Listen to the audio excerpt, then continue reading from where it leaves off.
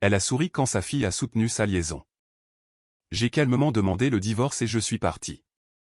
Quelques jours plus tard, son avocat d'élite a fait irruption dans la pièce. Savez-vous qui a réécrit son testament? Je m'appelle Philip Stanton. J'ai 54 ans.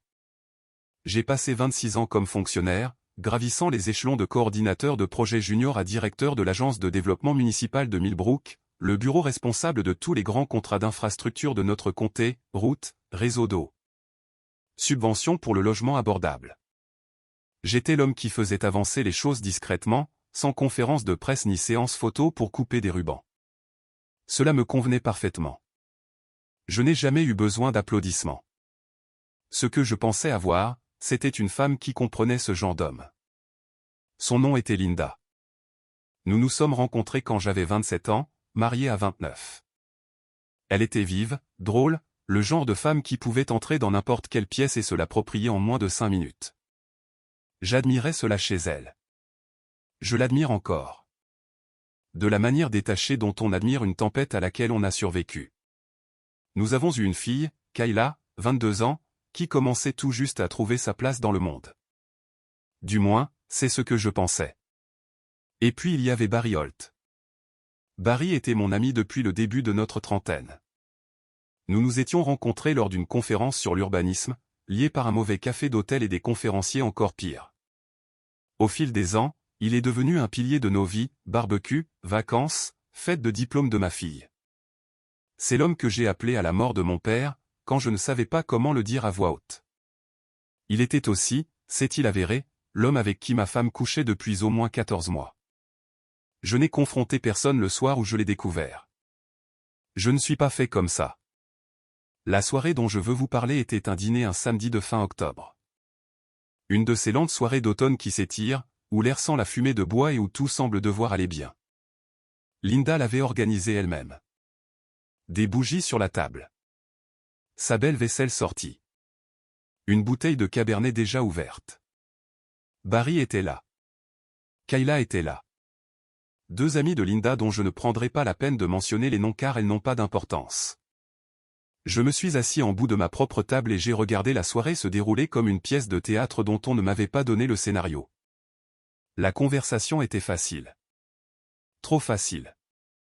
Barry était détendu d'une manière qui a déclenché quelque chose au fond de mon esprit. Cette aisance particulière qu'un homme acquiert lorsqu'il a cessé d'avoir peur de quelque chose. Il a servi le vin de Linda avant qu'elle ne le demande. Elle l'a laissé faire. Aucun d'eux n'a remarqué que je remarquais. Puis Linda a levé son verre. À l'honnêteté envers nous-mêmes, a-t-elle dit, ses yeux parcourant la table avec cette chaleur théâtrale qu'elle utilisait quand elle voulait que les gens se sentent inclus dans quelque chose. Et aux personnes qui rendent cela possible. Barry a trinqué avec elle en premier, une demi-seconde avant tout le monde. Ma fille a souri et a levé son verre, hochant la tête comme si elle venait d'assister à quelque chose de courageux. C'était le moment. Pas une confession, pas une scène, juste un toast qui signifiait quelque chose que je n'étais pas censé comprendre. Je l'ai compris parfaitement. J'ai reposé mon verre sans boire. Personne ne l'a remarqué non plus. Kayla s'est penchée en avant et a dit joyeusement, comme si elle annonçait une bonne nouvelle, « Maman a été vraiment heureuse ces derniers temps, papa.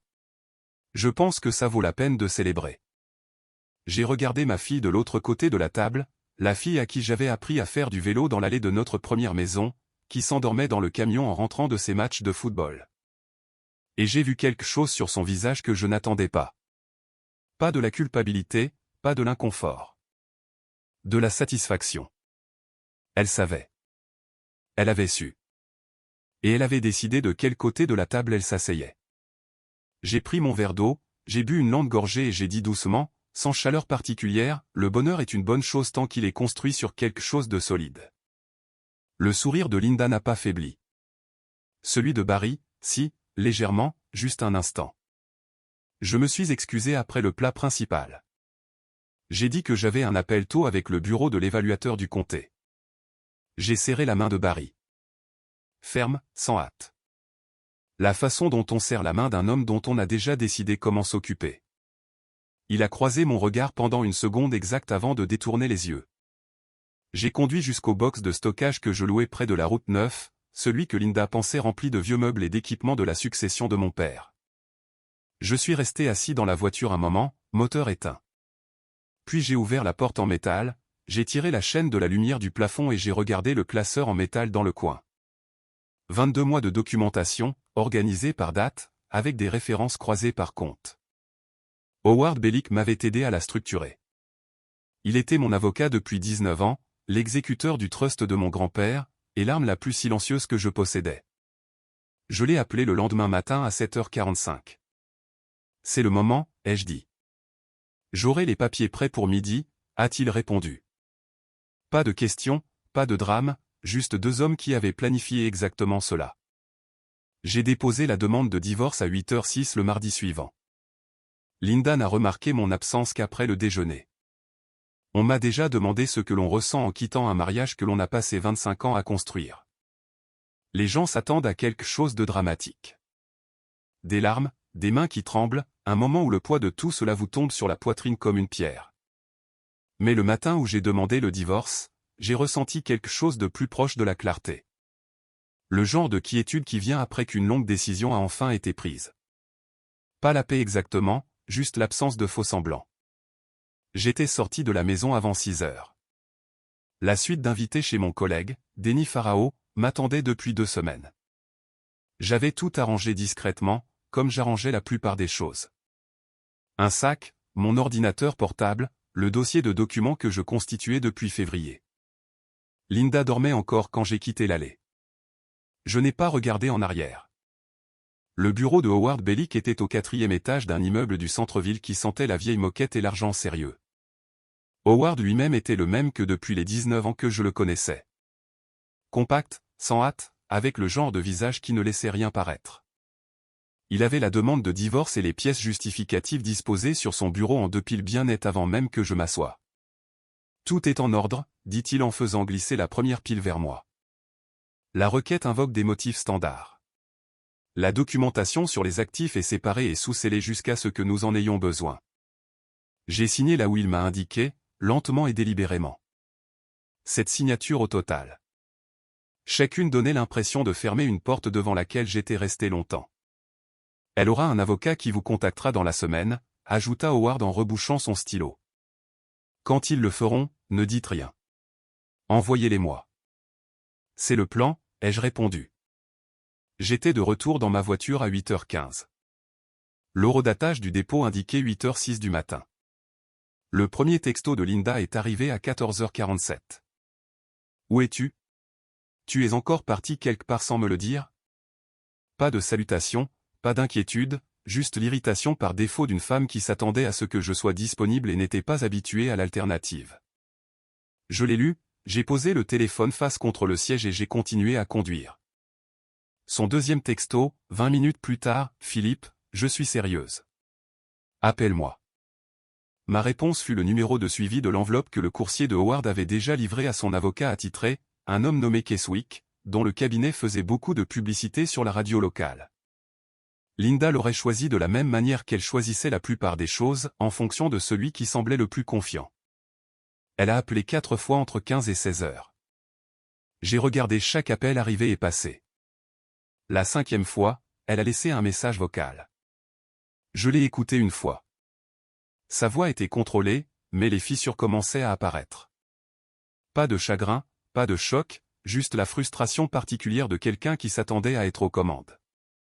Philippe, c'est ridicule. Quoi que tu penses savoir, nous devrions parler avant que tu ne fasses quelque chose que tu ne peux pas défaire. Rappelle-moi. Je ne l'ai pas fait. Ce qu'elle ne savait pas, ce qu'elle n'avait jamais pris la peine de découvrir, c'est que l'acte avait déjà été accompli. Avait été accompli, en fait, pendant la majeure partie de l'année écoulée. Le box de stockage près de la route 9 contenait plus que des documents.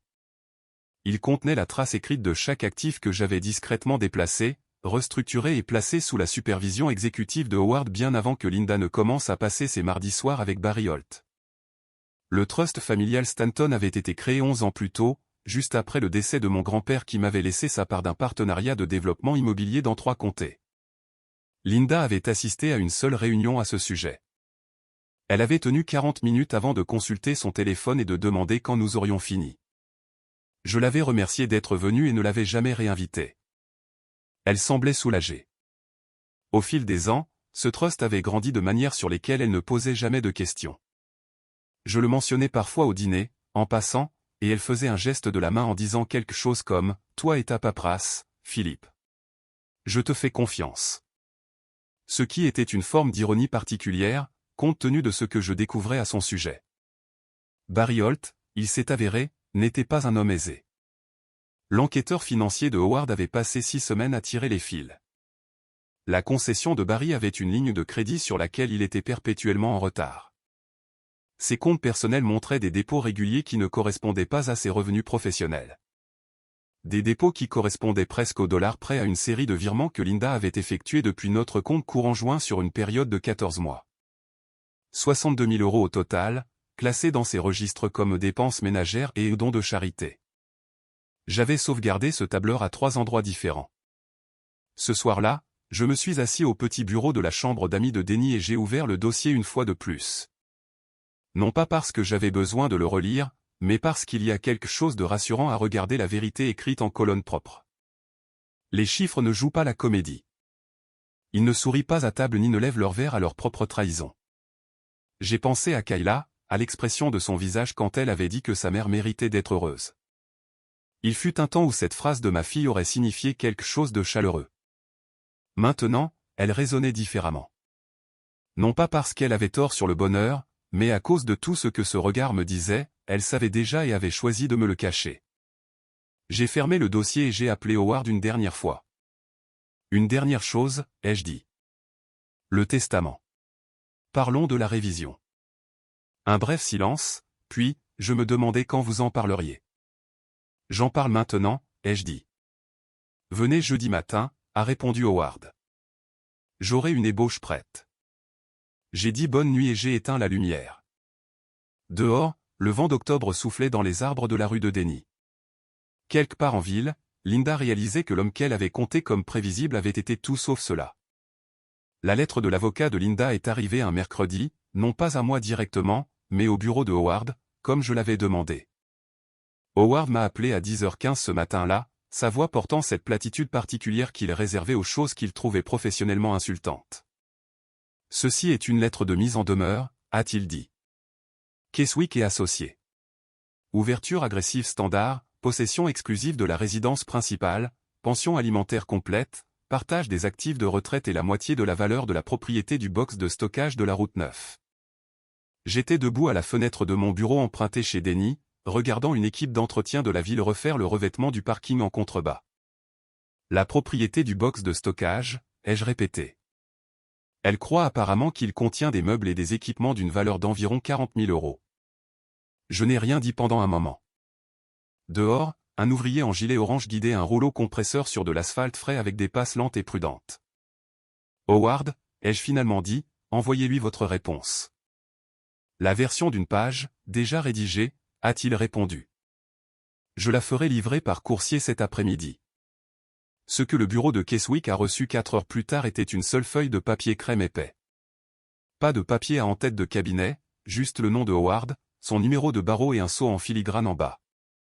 Il y était indiqué, dans un langage précis et sans hâte, que tous les actifs d'importance étaient détenus par le trust familial Stanton, établi avant le mariage, régi par une clause exécutoire irrévocable et non soumis au partage des biens communautaires en vertu des lois applicables. Il les invitait à demander la documentation justificative à leur convenance. Ils l'ont demandé le lendemain matin. Howard leur a envoyé 61 pages. Je le sais car il m'a transmis la confirmation de transmission avec une note qui disait simplement « Ils auront besoin de quelques jours ». Ce que ces pages contenaient, c'était l'architecture complète sur papier de tout ce que j'avais construit en 11 ans. Titre de propriété, enregistrement de SARL, modification du trust, acte de transfert notarié, déclaration fiscale remontant à l'année de création du trust. Chaque chiffre propre, chaque date vérifiable, chaque signature attestée, enregistrée et enterrée. À la page 44, l'élément que je voulais le plus que Keswick trouve, un résumé d'expertise financière préparé par un enquêteur agréé, documentant 62 000 € de virement de notre compte courant joint vers un compte privé enregistré au nom d'un certain Barry Holt. Classé dans les registres personnels de Linda comme dépenses ménagères et contributions caritatives. Je ne déposais pas de plainte pénale. Ce n'était pas le but. Le but était de s'assurer que Keswick comprenne clairement et rapidement sur quel type de terrain il s'aventurait. Il a appelé Howard ce vendredi après-midi. On m'a dit que la conversation a duré 9 minutes. Howard l'a résumé en une phrase, il n'est plus optimiste. Bien, pensais-je. Il ne devrait pas l'être. Elle s'est présentée chez Denny un jeudi soir, sans prévenir. J'ai vu sa voiture entrer dans l'allée depuis la fenêtre de l'étage, cette petite berline argentée que je l'avais aidée à choisir il y a 2 ans, celle pour laquelle elle m'avait serré dans ses bras sur le parking du concessionnaire. Je suis resté à la fenêtre un moment avant de descendre. Elle était sur le perron quand j'ai ouvert la porte, les bras croisés contre le froid de novembre, le menton levé de cette manière particulière qu'elle avait quand elle se préparait à dire quelque chose qu'elle avait répété. « On peut parler ?» a demandé Kayla. Je me suis écarté et l'ai laissé entrer. Je n'ai pas offert de café. Je n'ai pas fait de conversation. Je me suis assis dans le fauteuil près de la fenêtre et elle a pris le canapé, s'asseyant sur le bord comme si elle ne comptait pas rester longtemps. « Papa, a-t-elle commencé, je pense que tu donnes à tout ça une ampleur démesurée. Dis-moi ce que tu penses que c'est, ai-je dit d'un ton égal. » Elle a expiré. Maman a fait une erreur. Les gens font des erreurs. Vous êtes ensemble depuis 25 ans, et tu vas tout jeter par-dessus bord? Je l'ai observé un moment. Kayla, depuis combien de temps savais-tu? La question a fait mouche. Sa mâchoire s'est légèrement contractée et elle a regardé le sol une demi-seconde avant de relever les yeux. Ce n'est pas la question. C'est exactement la question, ai-je répondu. Je ne demande pas ça pour te faire sentir mal. Je le demande parce que la réponse est importante. Elle a pincé les lèvres. Maman avait besoin de quelqu'un à qui parler. Et tu as décidé que cela signifiait me le cacher. Je ne voulais pas être au milieu de ça. Je me suis penché en avant et j'ai joint mes mains. Tu étais déjà au milieu au moment où tu as su et n'as rien dit. C'était ton choix. Je respecte que tu l'aies fait. Mais voici ce que j'ai besoin que tu comprennes. Les choix ont un poids. Ils ont des conséquences. L'expression de Kayla a alors changé, passant de préparé à mal à l'aise. Qu'est-ce que ça veut dire? Ça veut dire que j'ai révisé mon testament la semaine dernière, ai-je dit. Calme, direct. Le même ton que j'utilisais dans les réunions de l'agence quand je communiquais une décision qui n'était pas sujette à débat. Elle m'a dévisagé. Tu plaisantes. Non. À cause de ça, à cause d'une conversation à un dîner, à cause de 14 mois de silence, ai-je répondu. Et à cause de la façon dont tu as regardé ta mère quand elle a porté ce toast. Tu n'étais pas surprise, Kayla. Tu étais contente. La couleur a changé sur son visage. Elle a ouvert la bouche et l'a refermée. Tu étais dans le trust, ai-je continué. Tu n'y es plus. Ce n'est pas une menace et ce n'est pas un caprice. C'est un reflet de conduite. Howard a déposé la révision il y a 4 jours. C'est propre et c'est fait. Elle s'est levée, et un instant j'ai cru qu'elle allait élever la voix. Au lieu de cela, elle a dit doucement, avec une âpreté qui me rappelait sa mère dans ses pires moments, « Tu ne peux pas me punir de l'aimer. » Je ne te punis pas de l'aimer, ai-je répondu en me levant aussi. Je te tiens responsable d'avoir choisi la tromperie plutôt que l'honnêteté avec un homme qui ne t'a jamais trompé une seule fois. Il y a une différence. Cherche-la. Elle est partie sans un autre mot. J'ai entendu sa voiture faire marche arrière dans l'allée et disparaître au bout de la rue. Je me suis rassis et suis resté là un moment, dans le silence. Puis j'ai pris mon téléphone et j'ai envoyé un message à Howard. Ajoute la formulation de la clause de conduite dont nous avons discuté. Rends-la bétonnée. Sa réponse est arrivée 3 minutes plus tard. Déjà dans le brouillon. À lundi. Il y a un type particulier de silence qui s'installe dans une procédure judiciaire lorsque l'autre partie comprend enfin à quoi elle a affaire. Cela ne se produit pas bruyamment. Il n'y a pas un seul moment que l'on puisse pointer du doigt. Il vient progressivement, dans la confiance décroissante de leurs lettres, dans les écarts plus longs entre les réponses, dans le lent passage des exigences aux demandes. Je l'ai observé pendant 3 semaines en novembre, et je ne prétendrai pas ne pas y avoir trouvé une satisfaction tranquille. Le bureau de Keswick a déposé sa première requête en gel des actifs un lundi matin.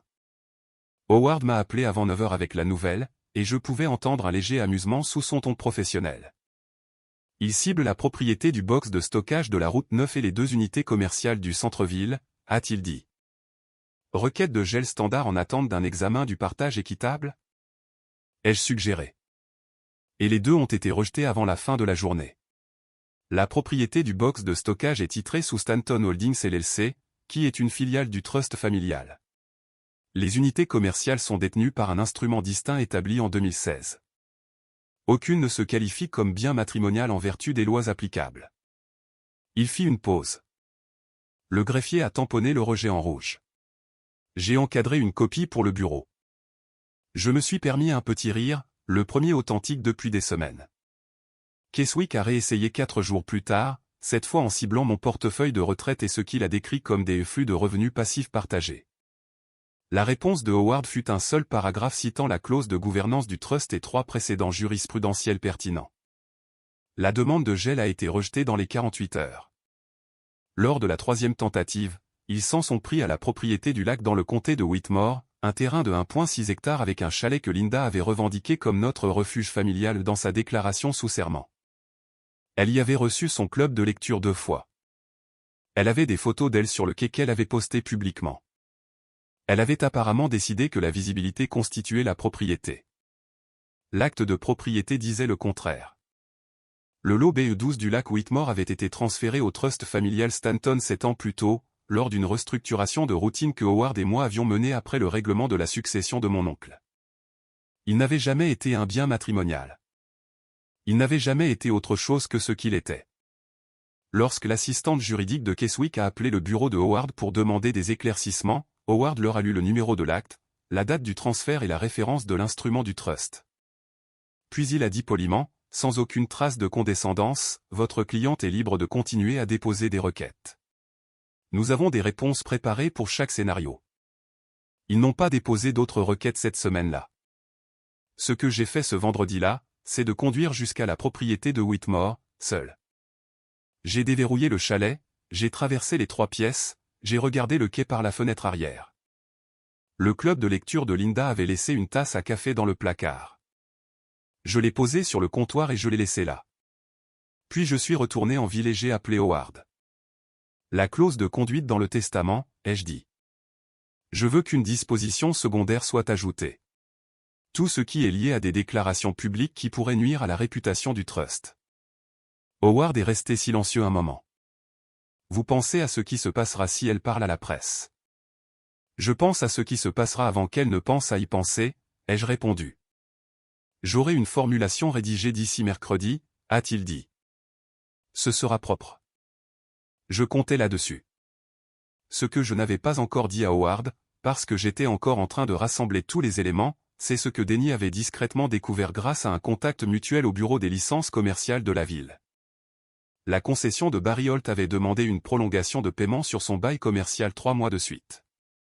Son profil de crédit personnel montrait 2 comptes en recouvrement et un prêt automobile en retard de 60 jours. L'homme que ma femme finançait avec 62 000 € de notre argent commun était lui-même en train de se noyer. Elle avait soutenu un homme qui coulait, en utilisant des ressources qui n'étaient pas les siennes, pendant que je payais la maison, finançais les comptes et structurais l'avenir. Le tableau qui en résultait n'était flatteur pour aucun d'eux. J'ai ajouté le rapport de crédit au dossier dans le box de stockage et je suis rentré chez Denny, que j'avais cessé de considérer comme temporaire et commencé à considérer comme le mien pour le moment, ce qui était bien. Un homme qui sait ce qu'il possède n'a pas besoin d'une adresse pour se sentir installé. Kayla était restée silencieuse pendant 10 jours après notre conversation chez Denny. Pas d'appel, pas de message, un bref texto qui disait seulement « J'espère que tu sais ce que tu fais ». Je l'ai lu, j'ai noté l'absence de point d'interrogation et je suis passé à autre chose. Puis elle a annoncé le lieu du mariage. Elle était fiancée à un jeune homme nommé Brett, une personne assez décente d'après ce que j'avais vu, bien que je ne l'ai rencontré que 2 fois, et aucune de ces occasions n'avait laissé une forte impression. Les fiançailles avaient été annoncées en septembre. Je l'avais félicité par téléphone, envoyé une carte et n'avais rien dit sur le timing. Ce n'était pas mes affaires de gérer sa vie. Mais le lieu était mes affaires. Parce que le lieu qu'elle a annoncé dans un texto de groupe à sa mère et à 3 amis, dans lequel je n'étais pas inclus, mais que la femme de Denny a vu par hasard, était la propriété du lac Whitmore. J'ai hâte de me marier au chalet, a-t-elle écrit. Le quai va être parfait. Elle ne m'avait jamais demandé. Elle avait supposé, comme les gens supposent des choses qu'ils croient déjà leur, que la propriété était disponible, accessible et attendait ses plans. Je n'ai rien dit quand je l'ai appris. J'ai passé un appel à Howard, un appel à la société de gestion immobilière qui s'occupait de l'entretien extérieur du chalet, et j'ai donné une seule instruction, changer les codes d'accès, mettez à jour les serrures et affichez l'avis de propriété privée standard du trust à la grille. Cela a été fait en 48 heures. Kayla et Brett sont allés là-bas le samedi suivant avec du champagne et, ce que l'on m'a dit plus tard, un drone pour des photos aériennes. Ils ont trouvé la grille verrouillée, le clavier numérique inerte, et un avis plastifié attaché au poteau qui disait « Propriété privée du trust familial Stanton. Accès non autorisé passible de poursuites civiles. Contactez l'administrateur du trust pour toute demande. » Elle m'a appelé 5 fois en 40 minutes. J'ai regardé chaque appel arriver et passer.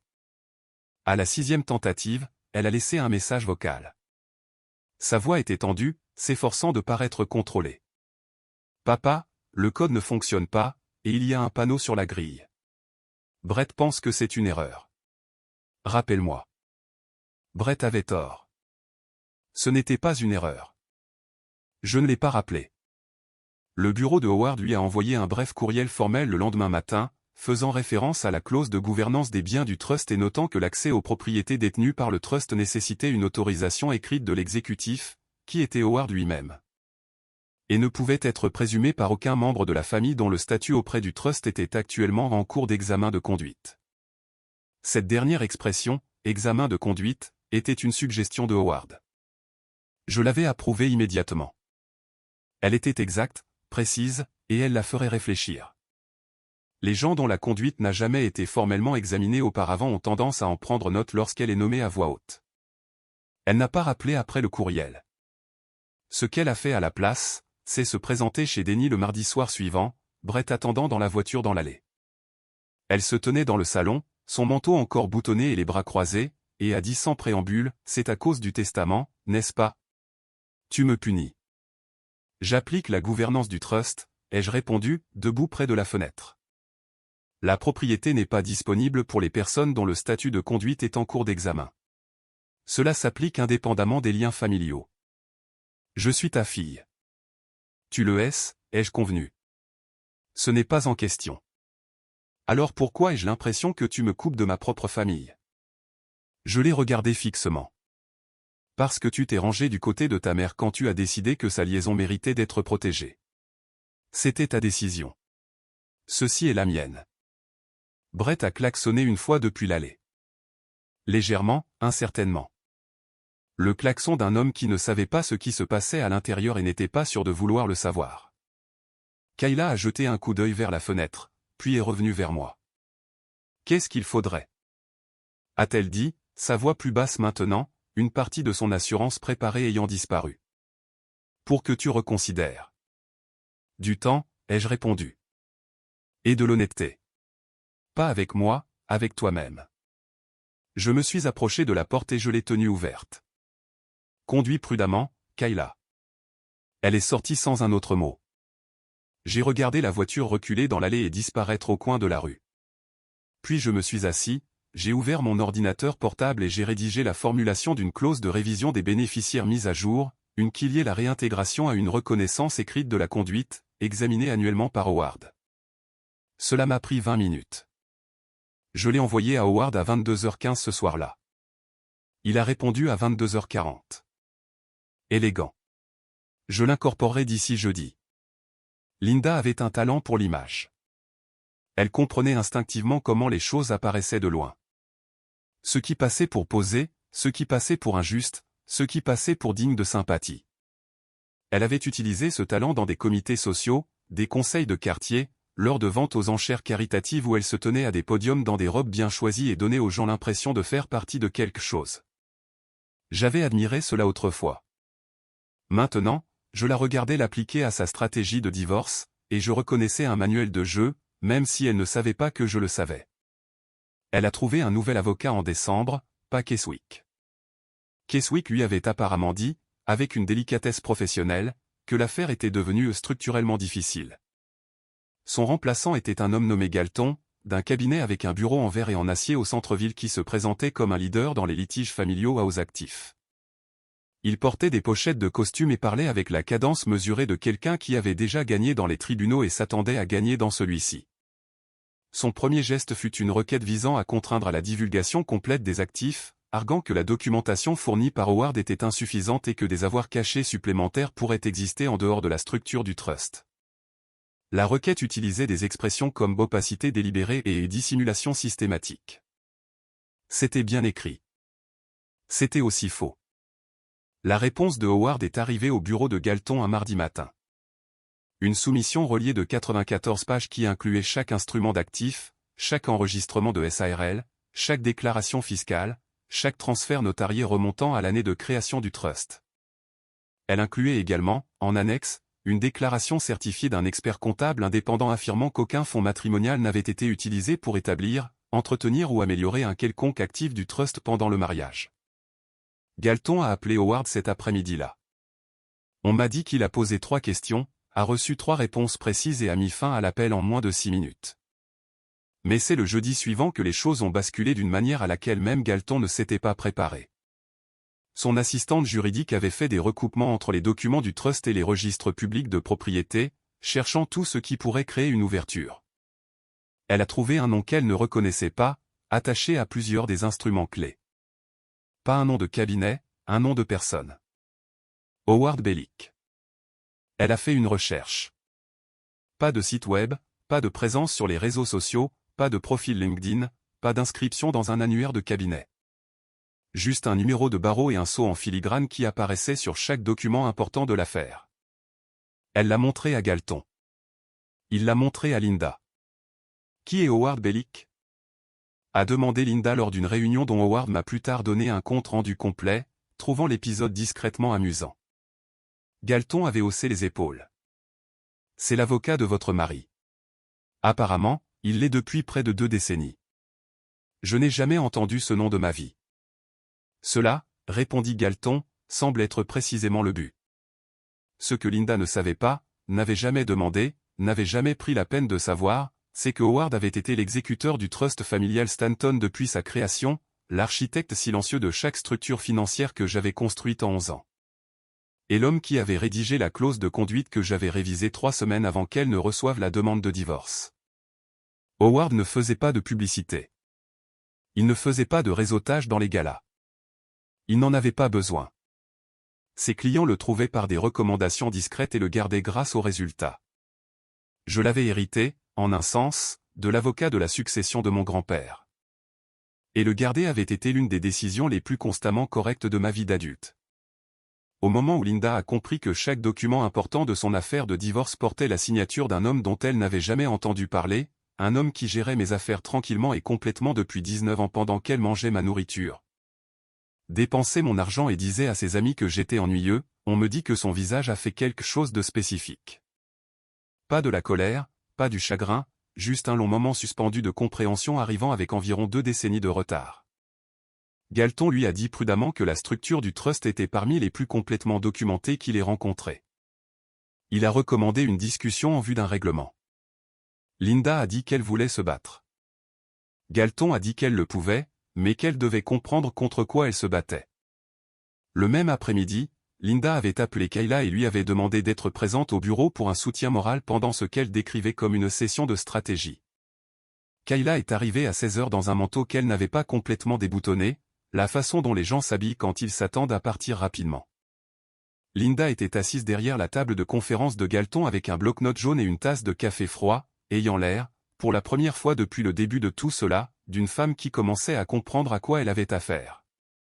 Puis la porte s'est ouverte. Pas un coup, pas un avertissement. L'associé junior de Galton, un jeune homme nommé Price, l'a poussée assez vite pour que la poignée heurte le mur derrière elle. Son visage avait cette teinte pâle particulière qui ne vient pas du froid, mais de la lecture de quelque chose qui change les chiffres de tout. Il tenait une impression dans une main et son téléphone dans l'autre. Et il a regardé Galton de la façon dont un homme regarde quelqu'un quand il a besoin qu'il sache déjà ce qu'il est sur le point de dire. Le testament, a dit Price, légèrement essoufflé. Il l'a entièrement réécrit. Bellick l'a déposé auprès du comté il y a 4 jours. C'est déjà dans les registres publics. Linda a levé les yeux de son bloc-notes. Quoi? Price a posé l'impression sur la table. Une révision complète. Nouveau bénéficiaire. La clause de conduite y est. 2 dispositions. Une couvrant la famille directe. Une couvrant les déclarations publiques. Son nom n'y figure pas. Il a fait une pause, regardant entre Galton et Linda. Le nom de Kayla n'y figure pas non plus. La pièce est devenue silencieuse de la manière spécifique dont les pièces deviennent silencieuses lorsque tout le monde à l'intérieur est en train de recalculer. Kayla, qui se tenait près de la fenêtre, les bras toujours croisés, s'est tournée lentement vers sa mère. La couleur avait quitté son visage. Linda a repoussé l'impression sans la lire, puis l'a reprise et a lu la première page. Sa mâchoire s'est contractée. Elle a levé les yeux vers Galton. Peut-il faire ça? Galton n'a pas répondu tout de suite. Il a pris le document lui-même, a lu 2 paragraphes et l'a reposé. Il l'a déjà fait, a-t-il dit doucement. Et étant donné la structure de la clause de conduite, oui, c'est propre. Bellick ne l'aurait pas déposé autrement. Est-ce que vous réalisez, a dit Linda, sa voix baissant à un niveau qui n'était plus tout à fait composé, ce qu'il a réellement fait ici? Personne n'a répondu. Personne n'en avait besoin. Elle ne m'a pas appelé. Elle ne m'aurait pas donné cette satisfaction. Mais elle a envoyé Kayla ce soir-là. Et Kayla a relayé, d'un ton sec sur le pas de la porte de Denny, que sa mère voulait savoir s'il y avait une quelconque marge de discussion. J'y ai pensé pendant exactement 4 secondes. Dis-lui de contacter Howard, ai-je dit. C'est là que toutes les conversations vont maintenant. Kayla a ouvert la bouche, l'a refermée et est partie. Cette nuit-là, je me suis assis au bureau de la chambre d'amis de Denny avec les documents du trust étalés devant moi. Non pas parce que j'avais besoin de les relire, mais parce qu'il y a une satisfaction particulière à regarder une chose que vous avez construite avec patience et prévoyance, sachant qu'elle a tenu exactement comme vous l'aviez conçue. J'ai pensé à chaque document que Linda avait balayé d'un revers de main. À chaque réunion qu'elle avait manquée. À chaque fois qu'elle avait dit « dis-moi juste où signer ». Comme si la signature était la seule partie qui comptait. La signature n'a jamais été la seule partie qui comptait. C'était juste la dernière ligne de quelque chose qu'elle n'avait jamais pris la peine de lire. L'article est paru un jeudi matin, dans une publication locale de style de vie à laquelle Linda avait occasionnellement contribué des reportages sur des événements dans de meilleures années. Le titre était mesuré mais pointu, quand un mariage se termine, qui garde la vie? Sa photo datait de 3 étés auparavant. Lumière douce, un sourire prudent, l'image d'une femme qui avait donné généreusement et avait été maltraitée. Je l'ai lu en buvant mon café à la table de la cuisine de Denny. C'était bien ficelé. Elle décrivait des années de distance émotionnelle, un mari consumé par le travail, la paperasse et la froide machinerie de la gestion financière. Elle parlait de se sentir invisible, de construire une vie à l'intérieur du plan de quelqu'un d'autre sans espace pour ses propres besoins. Elle ne me nommait pas directement. L'équipe juridique de la publication avait été prudente à ce sujet. Mais Millbrook n'est pas une grande ville, et quiconque nous connaissait saurait exactement de qui elle parlait. La phrase qu'elle a utilisée et que j'ai notée le plus attentivement était « Il traitait notre vie commune comme une transaction qu'il gérait, pas un mariage qu'il vivait ». C'était une bonne phrase. Je lui accordais cela. À midi, l'article avait été suffisamment partagé pour que la femme de Denny m'envoie un texto pour me demander si j'allais bien. 2 collègues ont envoyé des messages similaires. Une femme avec qui j'avais travaillé au comté pendant 12 ans a appelé et a dit « J'espère que tu sais que les gens qui te connaissent ne croient pas à ça. » Je l'ai remercié et n'ai rien dit d'autre. Howard a appelé à 14h15. Son ton était le même que d'habitude. Mesuré, délibéré, mais je pouvais détecter quelque chose en dessous. Une promptitude. « Nous avons les archives prêtes, a-t-il dit. À votre ordre. Envoyez-les, lui ai-je dit. À 16h30, le bureau de Howard avait transmis un dossier sélectionné à 3 journalistes, 2 correspondants juridiques et au rédacteur en chef de la publication qui avait publié l'article de Linda. Le dossier n'était pas émotionnel. Il ne portait pas de jugement. Il contenait 14 mois de correspondance par courriel entre Linda et Barry, y compris des sujets comme « Il ne rentrera pas avant 19h et même endroit, jeudi midi ». 3 transcriptions de messages vocaux de Linda à une amie discutant de la manière de structurer le divorce pour maximiser ce avec quoi elle pourrait partir. Une lettre manuscrite et jamais envoyée que Linda avait composée lors de notre dernier week-end d'anniversaire et laissée dans un carnet sur sa table de chevet. Je l'avais photographiée il y a 11 mois, détaillant ses plans pour l'après-mariage. Et peut-être le plus utile, un enregistrement de 40 minutes de Linda et de sa sœur au dîner, riant de mon ignorance et plaisantant sur le fait que les hommes qui passaient tout leur temps sur la paperasse méritaient ce qui leur arrivait. La publication a contacté Howard avant la fin de la journée pour l'informer que l'article serait rétracté et qu'une correction serait publiée. Il les a remerciés poliment et leur a dit qu'une lettre de mise en demeure suivrait de toute façon, pour la forme. Linda l'a reçue le lendemain matin, livrée en main propre par un coursier qui ne s'est pas présenté et n'a pas tardé. La lettre citait la clause 7.4 des dispositions d'allocation basées sur la conduite du trust. Toute action causant un préjudice de réputation au trust ou à son exécutif constituait un événement déclencheur avec des conséquences financières. Elle était signée par Howard. Sous sa signature se trouvait une seule ligne dans une police différente, plus froide, plus définitive, les archives font 340 pages. Nous nous réjouissons de tout engagement ultérieur. Elle n'a rien publié après cela. Ses réseaux sociaux sont devenus silencieux. Le profil de style de vie a disparu du site web de la publication sans explication. Barry Holt, j'ai appris la même semaine par le contact de Denny au bureau des licences commerciales, avait discrètement mis sa concession en vente. Le prix de vente était de 40 000 € en dessous de la valeur estimée du bâtiment. Il ne négociait pas. Il devait s'en débarrasser.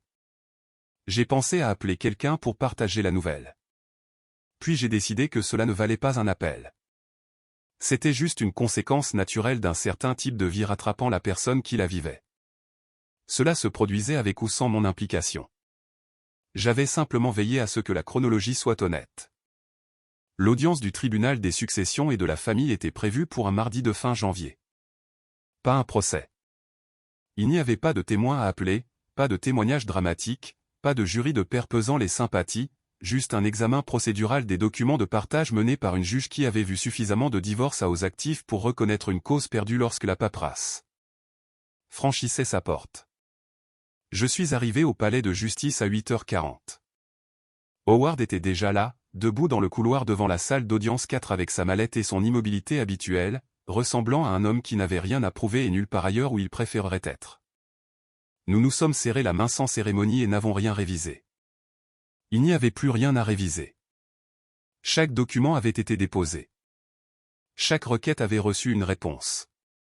L'affaire avait été décidée par le travail que nous avions fait discrètement au cours des mois précédents. Aujourd'hui, c'était la formalité. Linda est arrivée 12 minutes plus tard, avec Galton à ses côtés. Elle était habillée avec soin, un blazer anthracite, des bijoux discrets, le genre d'apparence qui disait le poser sans essayer de paraître posé. Elle était belle. Je l'ai remarqué sans rien ressentir de particulier à ce sujet. Galton portait un portefeuille en cuir qui, je le soupçonnais, contenait beaucoup moins de munitions qu'il y a 3 mois. Sa posture avait changé depuis le premier dépôt. Moins assurée, plus mesurée. La posture d'un homme qui avait lu la documentation et avait revu ses attentes à la baisse en privé. Nous n'avons pas parlé dans le couloir. Linda m'a jeté un coup d'œil, un regard rapide et évaluateur, puis a dirigé son attention vers l'épaule de Galton.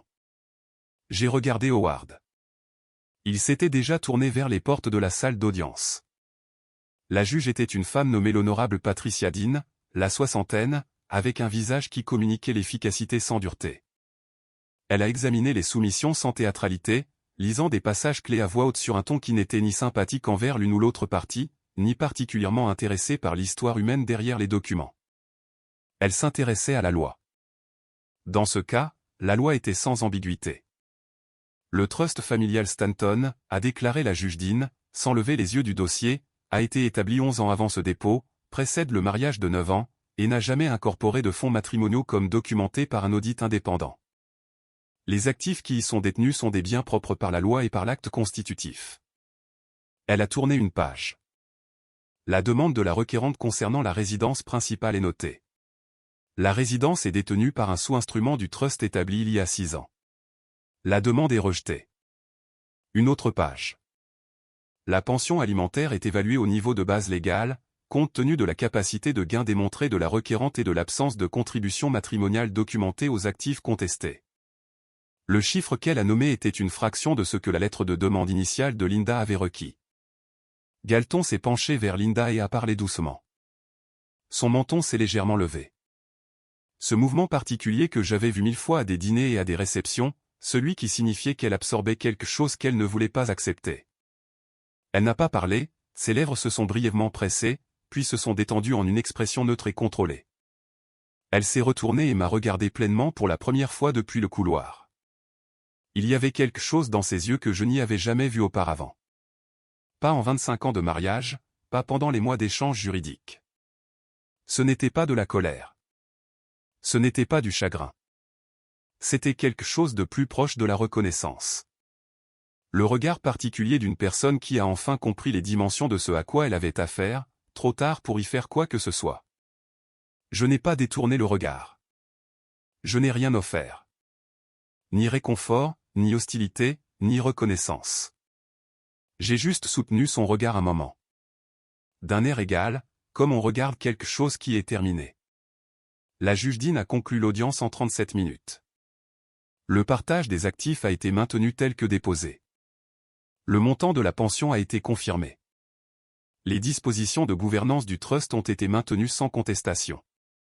Elle a demandé si l'une des parties souhaitait faire une déclaration. Galton a dit non. Howard a dit non. Linda n'a rien dit. Howard a rassemblé ses documents sans hâte, a serré la main du greffier et s'est dirigé avec moi vers la sortie. Dans le couloir, il a seulement dit « Cela s'est passé comme prévu ». J'ai convenu que c'était le cas. Sur le parking, je suis resté assis dans ma voiture pendant 10 minutes sans la démarrer. Non pas parce que j'étais secoué. Je ne l'étais pas. Mais parce que je crois qu'il faut accorder à un moment important son poids propre avant de passer à autre chose. 25 ans venaient de se terminer formellement en 37 minutes de langage procédural. Cela méritait quelques minutes de quiétude, même si cette quiétude n'était que l'absence de bruit.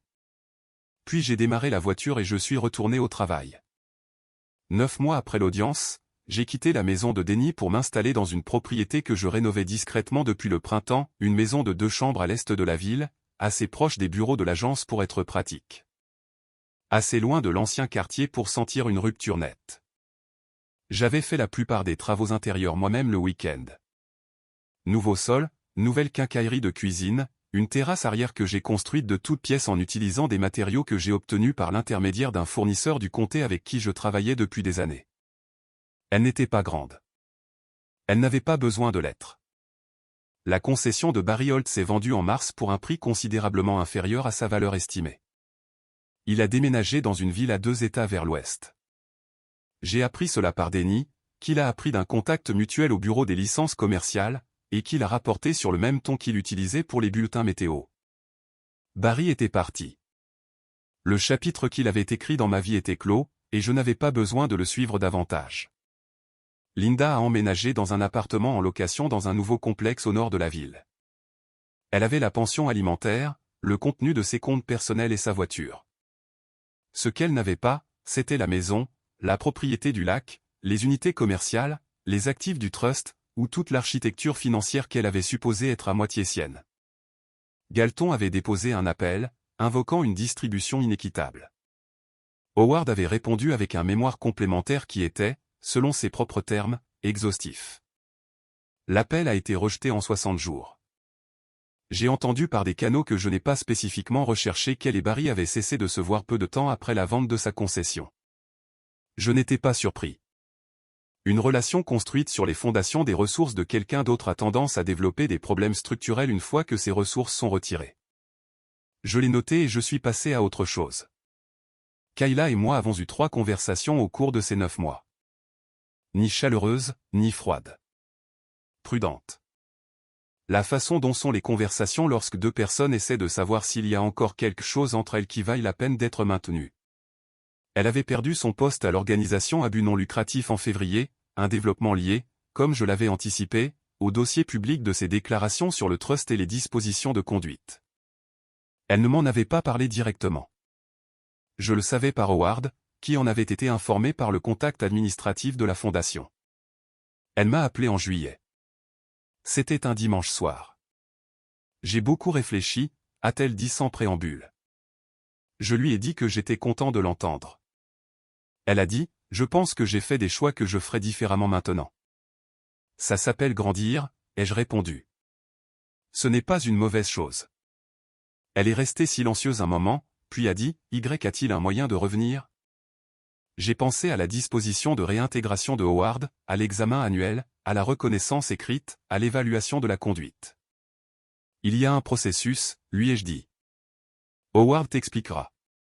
Ce n'est pas punitif. C'est juste honnête. Elle a dit qu'elle l'appellerait. Je lui ai dit que j'espérais qu'elle le ferait. Le Trust familial Stanton, sous la gérance de Howard, a financé 2 projets de logements abordables cette année-là. Tous 2 sous l'égide de l'Agence de développement municipal de Millbrook. 2 projets que je cultivais depuis des années, bien avant que tout le dénouement personnel ne commence. Les dispositions philanthropiques du Trust avaient toujours inclus une composante d'infrastructure communautaire. J'avais écrit cette formulation moi-même il y a des années, parce que je crois que ce qu'un homme construit devrait signifier quelque chose au-delà de son propre bilan. Lors de l'inauguration du 2e projet en octobre, le commissaire du comté m'a serré la main et a dit, Stanton, je ne sais pas comment vous arrivez à tout faire. Je l'ai remercié et n'ai rien dit sur l'année que j'avais eue. Certaines choses n'ont pas besoin d'être expliquées à ceux qui n'étaient pas là. Ce soir-là, je me suis assis sur la terrasse arrière que j'avais construite de mes propres mains et j'ai bu un verre de bourbon dans le silence. De l'autre côté de la clôture, le chien d'un voisin enquêtait sur quelque chose dans le jardin avec le dévouement concentré d'une créature qui n'avait aucune préoccupation au-delà du moment présent. Je l'ai regardé pendant un moment et j'ai trouvé l'observation étonnamment apaisante. J'ai pensé au toast que Linda avait porté en octobre de l'année précédente, à l'honnêteté envers nous-mêmes. L'ironie était qu'elle avait dit la bonne chose. Elle l'avait juste dite dans la mauvaise direction. J'avais été honnête avec moi-même pendant longtemps avant cette soirée sur ce que j'avais, ce que cela valait, ce qui serait nécessaire pour le protéger, et quel genre d'homme j'avais l'intention d'être à travers le processus de perte de ce qui s'est avéré ne pas être à moi de toute façon. Le bourbon était bon. La terrasse était solide. La nuit était calme de la manière qui ne vient que lorsqu'on l'a méritée. Je ne recommençais pas à zéro. Je continuais, simplement depuis une position qui était entièrement, et enfin, la mienne.